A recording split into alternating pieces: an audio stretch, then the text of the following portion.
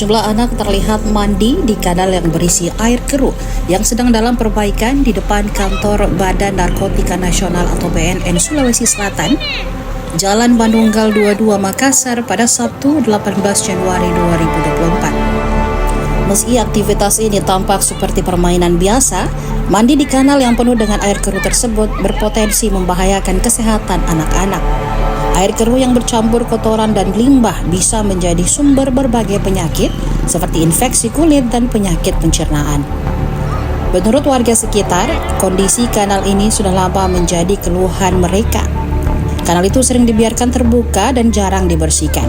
Makanya anak-anak sering bermain di sana padahal airnya sangat kotor dan berbahaya. Perbaikan kanal di lokasi ini belum selesai sehingga tumpukan material dan genakan air semakin memperburuk situasi. Warga berharap pihak terkait segera menyelesaikan perbaikan dan memastikan lingkungan yang lebih aman terutama bagi anak-anak.